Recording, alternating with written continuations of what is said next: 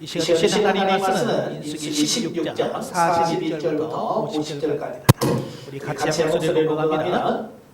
이튿날 이스라엘 자손의 온 회중이 모세와 아론을 원망하여 이르되 너희가 여호와의 백성을 죽였도다 하고 회중이 모여 모세와 아론을 칠 때에 회막을 바라본즉 구름이 회막을 덮었고 여호와의 영광이 나타났더라.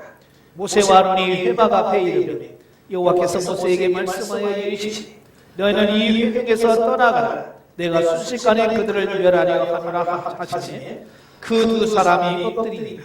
이에 모세가 아론에게 이르되 너는 향도를 가져다가 제단에 불을 그것에 담고 그 위에 향을 피워 가지고 급히 회중에게 가서 그들을 위하여 속죄하라. 여호와께서 진노하셨으므로 연병이 시작되었습니다.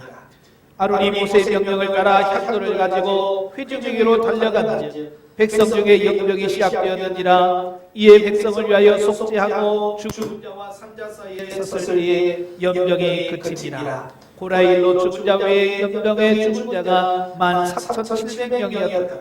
연병의 그침에 아론이 회막 곧 모세에게로 돌아오니라. 아멘.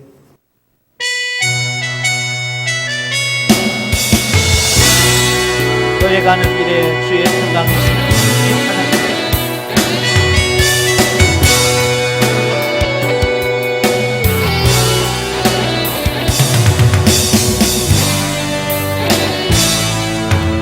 가는 길에 주의 평강이 있으라.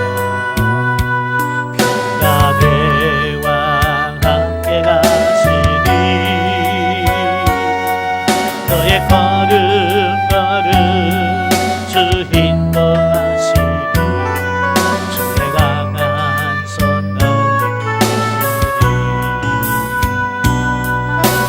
가는 길에 주의 주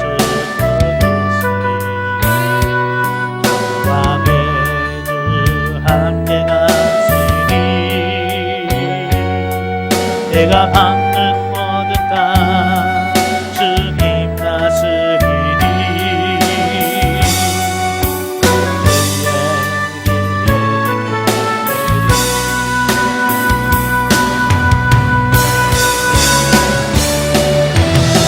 주님 나라 이하여 길 떠나는 나의 영예여 주께서 말하시니 나는 가라 주의 이름으로 거치는 광야에 꽃은 피어나고 세상은 내 안에서 주님의 영광 보리라. 당하고 담대하라. 세상 이기신 주는 함께 너와 동행 하시며 내게 새 힘을 주시리.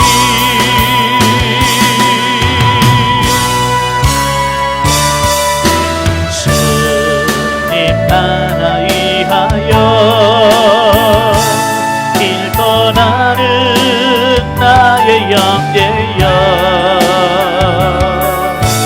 주께서 말하시니 너는 가라 주의 이름으로 덮이는 광야에 꽃은 피어나고 세상은 내 안에서 주님의 영광 보리라. 당하고 담대하라. 세상 이기신 주는 함께 너와 동행 하시며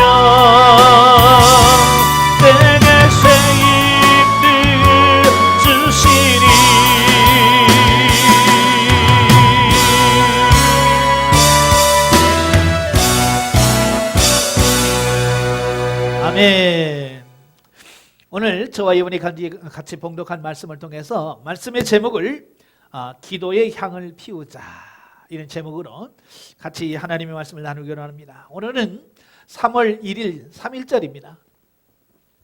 예전만 같아도 이 3.1절이 되면 굉장히 바쁘죠. 교회에서나 교계에서도 3.1절 기념 행사를 하게 되고 국가에서도 하고 또 3월 1일이면 이제 개학을 앞두고 많은 사람들이 분주할 때입니다. 근데 지금은 어때요? 굉장히 지금 조용하게 하고 있습니다. 왜 그래요? 코로나 때문에 많은 사람들이 두려워하고 있고 어찌 보면 삶의 궤도가 빠르게 돌아가다가 좀 멈춘 어떤 그런 부분을 보게 돼요. 바쁘기만 살았던 우리의 삶이 이번 기회를 통해서 우리 자신 한번 되돌아보고 과연 우리가 제대로 살고 있는지를 한번 점검해보는 어떤 그런 기회가 되면 좋겠습니다. 영적 치유와 영성과 영적 치유라는 책에 보시면 찰스 솔로몬이 이런 말을 해요. 우리의 삶의 중심 속에 예수님이 들어와 계셔야 되는데 우리가 너무 바쁘게 살다 보니까 예수님이 우리 삶의 중심이 아니라 저 변두리에 가 있을 수밖에 없다라고 말씀합니다. 어찌 보면 이런 고난을 통해서 이런 환경을 통해서 우리 자신들이 한번 우리의 생에 너무 바쁜 우리의 삶을 멈추고 정말 예수님이 나의 삶의 중심에 와 있는지 아니면 예수님이 너무 지금 변두리에 변두리에 있지는 않는지 우리 자신 한번 점검해보는 그런 삶이 되어지면 좋겠습니다. 여기 계속되는 그 코로나 때문에 하나님께 기도하면서도 참 무기력한 내 모습을 보게 돼요. 이게 뭐냐면 뭔가 내가 할 수 있는 게 없다라고 하는 걸 보게 돼요. 정말로 기도 외에는 아무것도 할 수 없는 밖에 나갈 때 혹시라도 마스크 쓰고 조심하고 하는 어떤 그런 내 모습을 보면서 참 무기력하다. 이 바이러스 하나 앞에서 우리가 너무 무력한 우리의 모습을 보게 돼요. 그래서 하나님 앞에 간절히 기도하는 과정 속에 오늘 하나님께서 주신 말씀이 오늘 본문입니다. 오늘 본문의 배경을 한번 보면 이스라엘 백성들이 광야에 나왔잖아요. 광야에서 나와서 살아갑니다. 자, 그런데 문제는 뭐냐면 광야 생활이라는 것은 뭐예요? 그냥 늘상 가는 거죠. 앞을 봐도 뒤를 봐도 무슨 산이 있습니까? 뭐가 있습니까? 벌판에다가 메마른 사막에다가 내리쬐는 태양에다가 어찌 보면 그들의 삶도 계속해서 똑같은 삶이 계속 반복되어지다 보니까 나름대로 불만이 있겠죠. 그지? 아마 여러분도 그럴 거예요. 우리는 삶 속에서 어떤 변화가 없이 같은 생활이 반복되어진다라고 하는 것은 굉장히 우리에게 답답함을 주고요. 자, 그럴 거예요. 자, 그러는 삶 속에서 불만이 생기고 올망이 생겨지는 이런 부분들을 보게 돼요. 사실 이 광야에는 이스라엘 백성들이 40년 광야 생활을 하는 동안에는 정말 하나님의 살아계심을 엄청나게 경험하고 체험하는 어떤 그런 시기잖아요. 그래서 하나님께서 그들이 먹을 것이 없다고 했을 때 하늘에서 만나를 내려주셔서 매일같이 먹게 하시고 때로는 고기가 먹고 싶다고 하면 하나님께서 메추라기를 보내셔서 실컷 먹게 하시고 마실 물이 없어서 목마르다고 하면 바위를 깨트려서 생수를 주므로 그들이 마실 수 있게 만들어 주셨고 정말로 그들은 엄청나게 많은 하나님의 은혜를 경험하고 하나님의 살아계심을 경험했어요. 그럼에도 불구하고 이 광야는 뭐냐? 영적으로 메마른 시대란 말이에요. 하나님을 경험하면서도 이 영적으로 어린 상태이기 때문에 하나님에 대해서 깊이 알거나 깨달을 수 없는 어떤 그런 상태를 말해요. 그래서 그들은 결국 그 상황 속에서 하나님의 은혜를 많이 경험하면서도 하나님 앞에 원망하게 되고 불평하게 돼요. 자, 오늘 보면 보기 1절에 보시면 16장 1절에 보면 레이의 증손 고하의 손자 이스라엘의 아들 고라와 루벤 자손 엘리압의 아들 다단과 아비람과 벨렛의 아들 온이 당을 짓고 이스라엘 자손의 총회에서 택함을 받은 자 곧 회중 가운데서 이름 있는 취관 250명과 함께 일어나서 모세를 거스르니라. 예, 그들은 광야 생활을 하다가 심심한 거예요. 심심하던 차에 원망이 생기고 불평이 생기는 거예요. 그래서 그들은 자기들과 뜻을 같이 하는 사람들이 모여서 그 모세와 아론을 대적하게 되어집니다. 대적하는 이유가 뭐냐면 특별히 앞에 고라가 나오잖아요. 이 고라가 누구냐면 레이의 증손 고핫의 손자 이스라엘의 아들 고라라 그랬어요. 레이 지파예요. 레이 지파에는 세 자손이 있죠. 무라리, 게르손, 고핫. 자, 그래서 이 고핫 자손 중에서도 이 같은 고핫 자손인데도 아론의 자식들은 제사장이에요.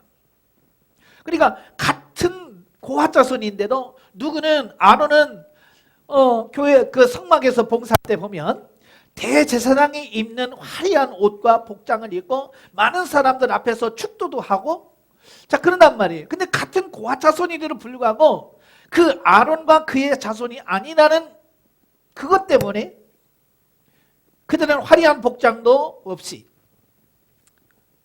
그저 성막에서 성구를 나르는 법궤를 메고 떡상을 메고 움직이는 운반하는 그 외에는 특별하게 할 일이 없는 거예요. 그러니까 그들 속에는 뭐가 생겨? 불만이 생길 수밖에 없어요.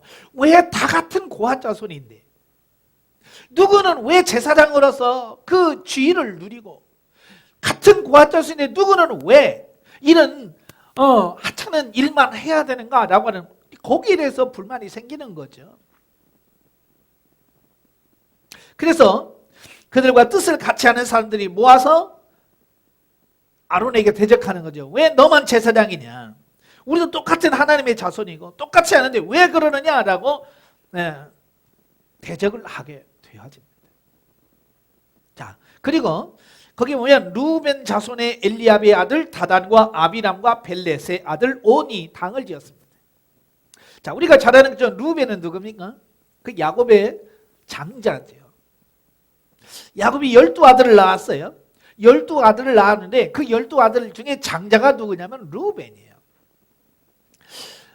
지금도 그렇습니다만 예전에 장자라고 하는 것은 대단한 지위를 가지고 있는 거예요. 아버지의 후계자며 모든 재산을 유산의 갑절을 받고 모든 통치, 제사장직 이 모든 부분을 다 갖추고 있는 사람이 누구냐면 이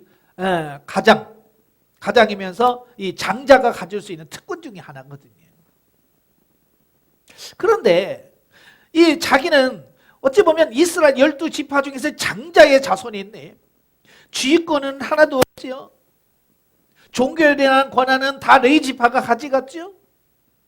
그 통치권은 누가 가지고 있습니까? 모세가 다 가지고 있어요. 그러니까 어찌 보면 그들의 입장에서 보면 굉장히 속 쓰릴 일이에요. 왜 우리가 장자인데, 왜 우리가 장자의 후손인데 왜 우리는 이렇게 살아야 되나라고는 불평이 생기는 거예요. 그래서 모세에게 가서 왜 너만 하나님이 똑같이 우리와 같이 계시는데 너희가 어찌하여 여호와의 총회 위에 스스로 높이느냐? 네가 왜 지도자가 되었느냐? 그 말이에요. 어째 세상적으로 보면 그들이 주장하는 게 뭐예요? 합당하죠? 합리적이에요. 굉장히. 그럴 수 있어요. 그런데 문제는 뭐냐면 그들이 놓친 게 뭐냐면 이 지휘자가 된다든지 지도자가 된다든지 이 종교적인 업무를 감당한다라고 하는 것이 사람의 뜻이나 어떤 사람에 의해서 이루어지는 것이 아니라 하나님으로부터 주어진 거라는 건데 바로 이들은 그걸 모르는 거예요. 하나님께서 그들에게 기회를 맡겨야 하나님께서 소명 부르시고 그들에게 일을 맡기셔야만 되는데 이들은 스스로가 그걸 모든 것을 할 수 있다고 생각하고 사람이 결정한다라고 판단하는 거예요. 바로 그들의 실수가 거기 있는 거죠. 네. 그래서 모세가 하나님 배에 엎드려 있다가 고라 자손에게 말하지요. 예. 하나님을 섬기는 것은 스스로 하는 게 아니라는 거예요. 하나님이 택하시고 하나님께서 그렇게 부르셨기 때문에 그게 가능하다라고 하는 거예요. 그리고 너희도 하나님께 특별히 부르셔서 너희에게 그 일을 맡겨주셨다. 성막에 봉사하는 그 일이 작은 일이 아니다. 왜 겉으로 드러난 화려하냐 그렇지 않느냐 이래 가지고 왜 판단하느냐. 성막에서 이름 없이 빛도 없이 섬기는 그것이 하나님께서 너희에게 주신 사명이고 소명이다. 그 일을 감당해라 라고 말하는 거예요. 근데 그들은 모세 말에 귀를 기울이지 않죠. 왜냐하면 이미 그들의 마음은 다 거기에 쏠려 있기 때문에 모세가 권면하는 말을 듣지 않습니다. 그래서 모세가 그들에게 한 가지 제안을 합니다. 너희 250명이 다 향로를 준비해라. 제각기 각자 향로 하나씩을 들고 그 위에 향을 얹고 하나님께서 누구의 그 향의 향기를 받으실까? 이걸 하나님이 결정하도록 하자. 그런 제안을 합니다. 여러분, 구약에서나 신약에서나 이 향은 항상 뭘 상징한다고 그랬어요? 성도의 기도를 의미한다고 그랬잖아요. 향로는 뭐냐? 기도하는 그릇이에요. 그래서 향로에다가 향을 살려서 하나님께 올려드립니다. 요한계시록 보면 천사들이 성도들이 기도할 때 금향로를 가지고 와서 우리 성도들이 기도하면 그 기도를 다 담는다고 그랬어요. 담아서 그것이 채워지면 하늘 보좌에 가서 쫙 쏟으면 그 아름다운 향이 천국에서 퍼진단 말이에요. 그래서 여기서 모세가 제안하는 것은 이거예요. 누구의 기도를 하나님께서 응답하시는가 보자는 거예요. 너희가 같이 모여서 기도했을 때에 하나님께서 누구의 기도를 들으시고 누구의 기도에 응답하시는지 그걸 보자는 거예요. 그래서 금향로를 준비하라고 말씀합니다. 그래서 250개를 준비해서 각자가 자기 향을 담고 그 향을 가지고 하나님 앞에 서도록 만들었어요. 그리고 지도자에 대해서 반란을 일으키고 있는 다단과 아비람을 부릅니다. 12절에 보면 모세가 엘리압의 아들 다단과 아비람을 부르러 사람을 보냈더니 그들이 이르되 우리는 올라가지 않겠노라. 아예 이들은 오지도 않아요. 이거 오지도 않는다니까 모세를 인정하지 않는다는 거예요. 지휘자로 인정하지 않겠다는 얘기 아니에요. 그래서 모세가 심히 노합니다. 그때 하나님께서 뭐라고 말씀하냐면 20절에 보면 여호와께서 모세와 아론에게 말씀하여 이르시되 너희는 이 회중에서 떠나라. 내가 순식간에 그들을 멸하려 하노라. 하나님께서 진노하셨습니다. 하나님께서 정해놓은 질서, 하나님께서 이렇게 해놓으신 모든 것들을 부정하는 그들에게 하나님께서 진노하실 수밖에 없었어요. 그래서 모세와 아론에게 너 비켜서라. 이들을 내가 진멸하겠다라고 말합니다. 그때에 모세와 아론이 하나님께 중보 기도합니다. 중보 기도를 들으시고 하나님께서는 뭐라고 말씀하시면 그들을 용서하십니다. 그러면서 고라와 다단과 아비람의 장막 사방에서 떠나라. 내가 이스라엘 민족을 치지 않겠지만 범죄하고 타락한 그들을 내가 징계하겠다라고 하나님이 직접 말씀하시는 거예요. 그래서 모세와 아론이 가서 다단과 아비람에게 갑니다. 모든 사람이 따라옵니다. 그때 모세가 뭐라고 말합니까? 그들의 장막에서 벗어나라. 그들의 것을 하나도 취하지 말라. 하나님께서 이들을 치실 것이다 라고 말합니다. 그때에 땅이 갑자기 쫙 갈라지더니 이 다단과 아비람의 장막을 그대로 삼켜버린 거예요. 이건 뭘 말합니까? 하나님께서 직접 그들을 심판하시고 하나님께서 직접 하신 것을 보게 되잖아요. 그리고 나서 아까 향로를 담았던 250명의 그 향로에서 들고 있을 때에 여호와께서 불이 나옵니다. 불이 나와서 그 향을 사르고 있는 250명을 다 불태워버립니다. 자, 이런 사건들이 일어나요. 이게 하나님의 말씀에 불순종하고 하나님과 멀어지게 되면 하나님께서 그들에게 뭐가 징계가 임한다. 징계가 임한다. 그러면서 그 일이 잘 끝나는가 싶었어요. 그런데 문제는 오늘 보면 41절에 보면 뭐라고 되어 있어요? 이튿날, 그 다음날 백성들이 모여서 또 원망하기 시작하는 거예요. 그러면서 뭐라고 그래요? 모세와 아론을 원망하며 이르되 너희가 여호와의 백성을 죽였도다. 그러니까 이 말은 뭐냐면 전날에 여호와의 불이 나와서 250명이 죽었죠. 다단과 아비람의 장막이 땅속에 그냥 들어갔죠. 이런 사건들을 보면서 이건 하나님 앞에 잘못하기 때문에 하나님께서 그들을 징계하셨다라고 보는 게 아니라 너희가 죽였다라고 이야기하는 거예요. 그래서 그들은 또 원망하는 거예요. 너희가 여호와의 백성을 죽였다. 자, 이렇게 말하는 거예요. 그러니까 하나님께서는 뭘 말하는 거예요? 하나님이 하시는 일에 순종해라.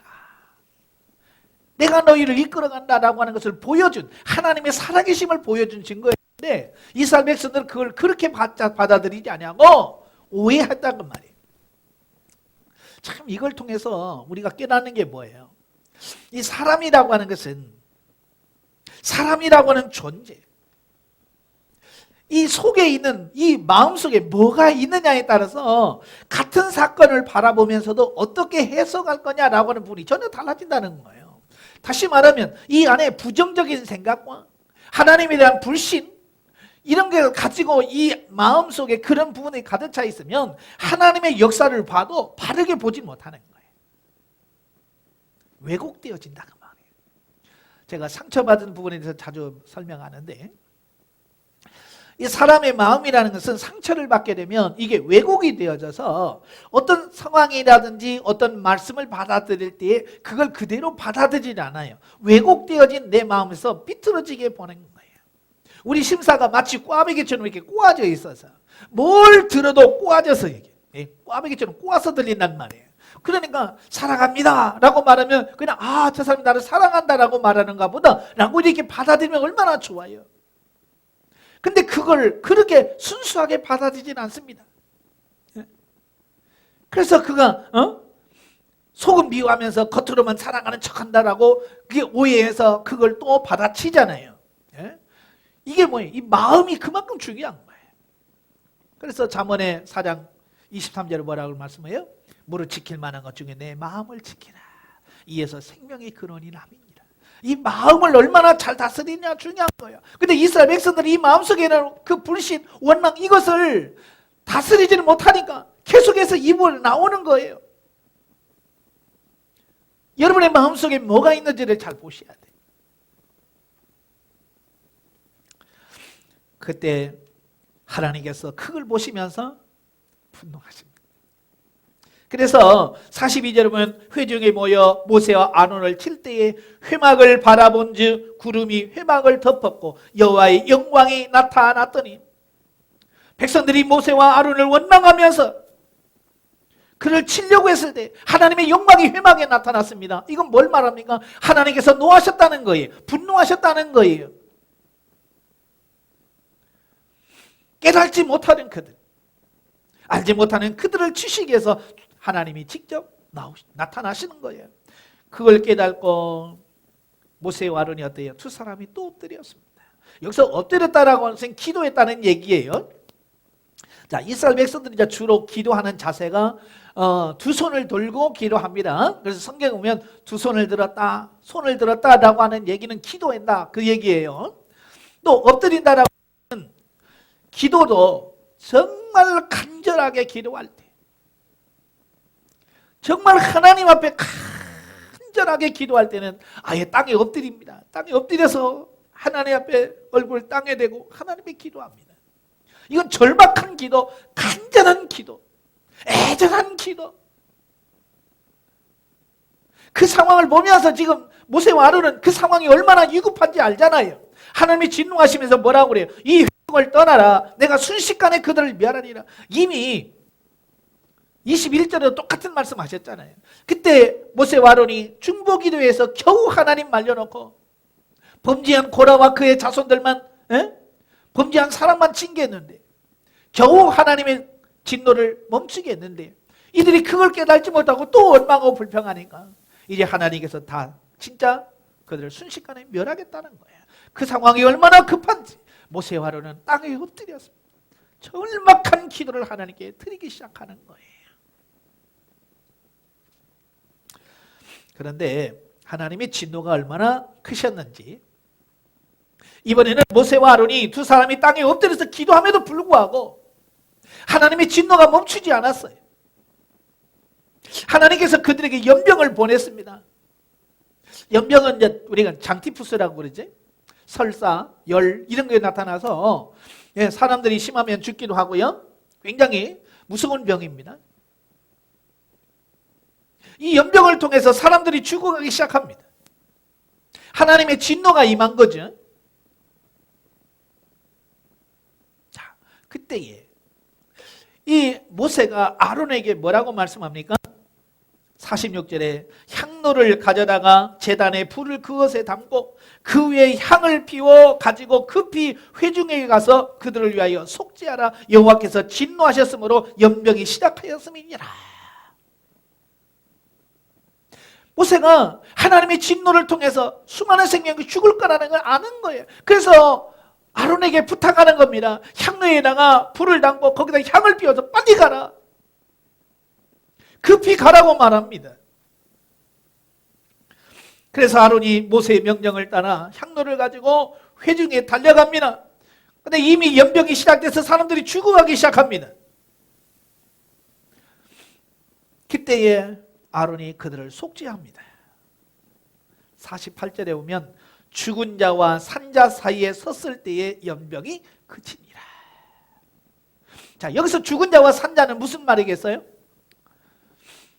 어찌 보면 이제 연병이 막 이렇게 번져가고, 연병이 번져가고, 여기는 걸려있고 여기는 이제 아직 아니고 그 경계선, 바로 거기에 섰다는 의미로 받아들일 수 있겠습니다만은, 여기서 더 큰 의미로 보면 죽은 자와 산자의 사이에 섰다라고 하는 말은 전염병이 번지고 있는, 연병이 번지고 있는 그 중간에 아론이 섰다라는 의미를 갖고 있어요. 여러분, 지금 코로나 때문에 나라에서 뭐라고 말합니까? 사람이 있는데 가지 말라고 그러죠. 많이 모이지 말라고 말합니다. 심지어 예배 드리는 것도 하지 말라고, 교회까지 문 닫고 있습니다. 밖에 나갈 때는 마스크를 쓰고 철저하게 자기를 보호하라고 말합니다. 여러분, 이런 전염병이 펴질 때는 어떻게 해야 돼요? 나라에서 시키는 대로 해야 돼요. 손도 씻고요, 마스크도 쓰고요, 모이는데 가면 안 됩니다. 근데 지금 아론은 지금 어떻게 하고 있어요? 도리어 그 전염병의 중앙에 들어가는 겁니다. 산자가 죽은 자 사이에 들어갑니다. 전염병이 한참 막 퍼지고 있는 그 사이에 들어가는 거예요. 이건 뭘 의미합니까?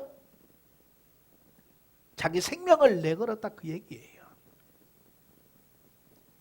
지금 하나님께서 연병을 그칠 수밖에 없었던 것이 뭐냐? 아론이 죽음의 자리에 들어가는 거예요. 연병이 번지고 있는 그 사이에 들어가면 자기도 걸려서 죽는다는 걸 알아요. 그럼에도 불구하고 그 사이에 들어가는 거예요. 그 중에 들어가서 자기 생명을 내걸고 기도하는 거예요. 향을 피운다라고 하는 것은 뭐라고 그랬어요? 기도한다는 얘기지 않아요. 아론은 저 멀찍이 떨어져서 자기가 연병 걸릴까 봐 두려워서 떠는 게 아니라, 그 연병이 한참 창궐하고 죽어가는 그 사람들 사이에 들어가서 자기 생명을 내걸고 하나님 앞에 기도하고 있다, 그 얘기예요.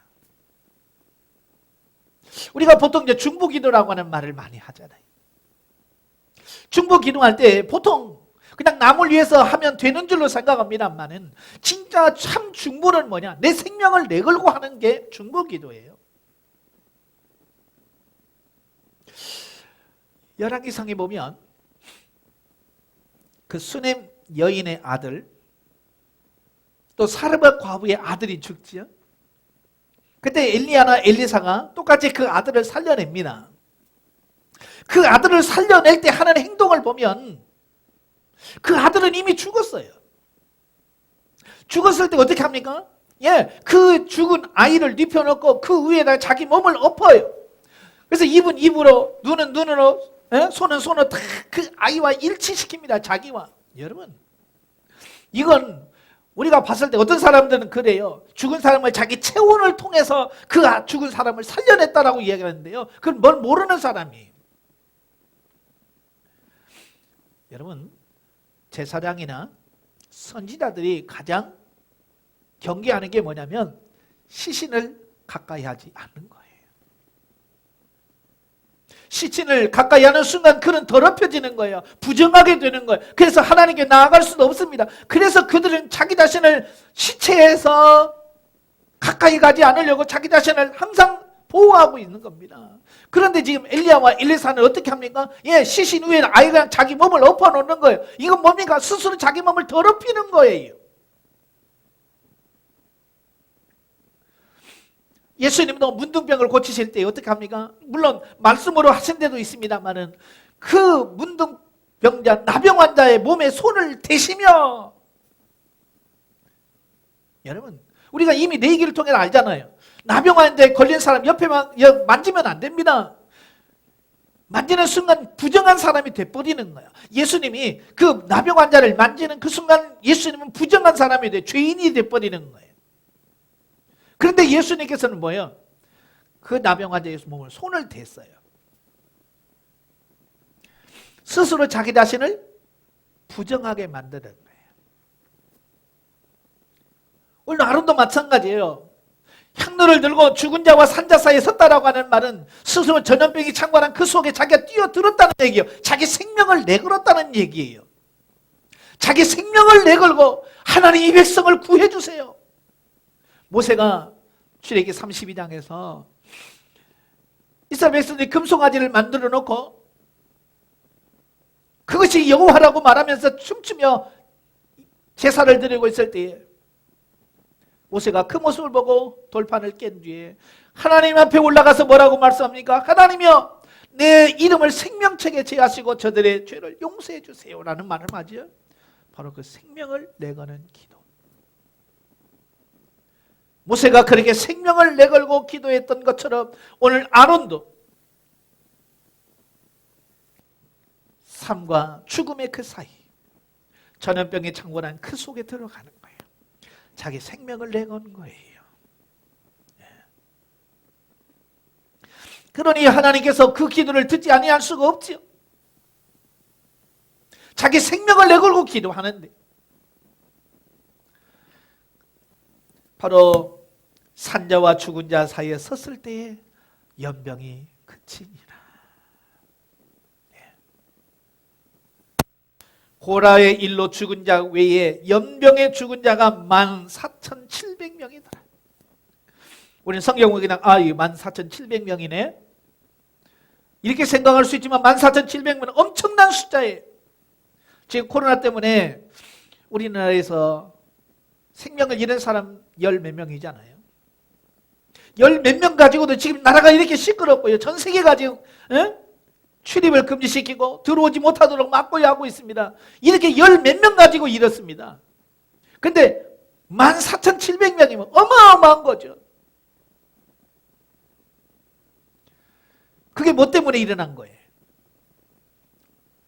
하나님의 뜻에 불평하고 원망한 결과라 그 말이에요. 오늘 이 시간 제가 하려고 하는 말씀이 이런 거예요. 지금 이 나라가 이랬을 때 내가 할 수 있는 것은 뭘까?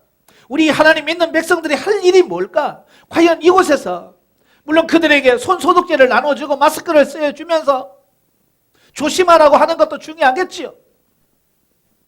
그러나 정작 오늘날 우리 한국교회가 저와 여러분이 해야 할 게 뭐냐? 오늘 아론이 향로에 향을 피워 산자와 죽은 자 사이에 들어가서 기도하는 것처럼 오늘도 이 민족을 위해서, 이 나라를 위해서 눈물 흘리면서 기도하는 거예요. 내 생명을 내걸고 기도하는 겁니다. 밤마다 기도의 자리에 서면 나라 민족을 위해서 기도하려면 눈물이 나옵니다. 왜 그런지 나라 민족을 위해서 기도하는 눈물이 납니다. 주님, 불쌍히 여겨 주옵소서. 이 백성을 불쌍히 여주시고 이 위기 속에서 우리를 건져 주시옵소서. 이 위기를 이기고 극복할 수 있는 힘은 사람에게 있지 않습니다. 하나님에게 있습니다. 하나님이 도와주시옵소서. 시편 91편에 보면 이런 말씀이 있어요. 1절에 보면 지존자의 은밀한 곳에 거주하며 전능자의 그늘 아래에 사는 자여, 나는 여호와를 향하여 말하기를 그는 나의 피난처요 나의 요새요 내가 의뢰하는 하나님이라 하리니 이는 그가 너를 새 사냥꾼의 올무에서와 심한 전염병에서 건지실 것이미로다. 이 코로나에서 건질 수 있는 분은 누구냐? 하나님밖에 없어요. 우리가 하나님 앞에 엎드려서 정말 이 민족을 구원해달라고, 이 백성을 구원해달라고, 이 위기 속에서 건져달라고 오늘 아론처럼 기도의 향을 피워서 하나님 앞에 올려드릴 수 있는 그런 사람이 되어져야 되겠다. 바로 여러분 자신들이 아론이 되어지길 바라요. 하나님 앞에 정말 엎드려서 이 민족을 구해달라고, 이 백성을 구해달라고 우리 기도하는 그런 역사가 있길 주님으로 축원합니다. 기도하겠습니다. 은혜로우신 아버지 감사합니다. 오늘 말씀을 통해서 이스라엘 백성들이 범죄하고 타락했을 때에 하나님께서 연병을 통해서 그들을 징계하실 때에 아론이 향로에 향을 살라 산자와 죽은 자에 섰을 때 전염병이 그치며 사는 역사가 있었습니다. 오늘 나라가 어렵습니다. 코로나로 인하여 수많은 사람들이 두려워 떨고 있습니다. 심지어 예배도 못 나오고 있습니다. 교회가 문을 닫았습니다. 이 상황 속에서 과연 우리가 어떻게 할 것인가? 우리 자신 한번 되돌아보기 하옵소서. 오늘 아론이 정말 기도의 향을 피워서 그 속에 들어갔던 것처럼 오늘 우리 자신들이 정말 기도의 향을 피워 하나님 앞으로 달려갈 수 있는 우리 모두가 되어 이 나라가 위기 속에서 건진받는 놀라운 역사가 있도록 우리 하나님 도와주시옵소서. 예수님의 이름으로 감사하며 기도합나이다. 아멘.